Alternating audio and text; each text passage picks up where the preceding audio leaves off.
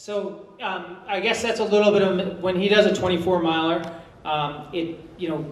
his goal race pace for the most part going into these races is low 450 pace.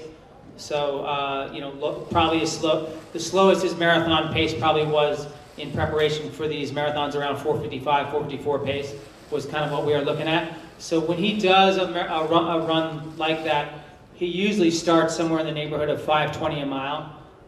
We're basing everything off a percentage of race pace. And so that type of run is just called a support run. And so what we try to finish at race pace or close to it. I think he averaged before Beijing like 5:10 a mile, which is roughly, 15 seconds a mile off a race pace. So that would just be a support run. But he definitely takes 3 or 4 days as he's getting in the last 5 or 6 weeks before the marathon. The workouts are pretty taxing. That he'll take anywhere from 3 to 5 days of recovery in between. And that's the real key, is how he recovers off those runs. It's very, very important. And when he says recovery, I mean, we're still running. I mean, still jogging, still doing double runs and stuff like that. But we probably don't do a workout of any quality for 3 to 5 days if we did something like a 20 or 24 mile tempo run type stuff. And so those,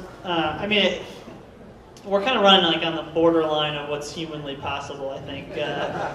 So sometimes finding that line is hard to do. And we did that 20 and it was just a little bit over the line and hurt my calf, Whereas we did the 24 before Beijing and it worked out great. And so just knowing the difference is hard to do sometimes, but just taking it easy and listening to your body, that's the most important thing.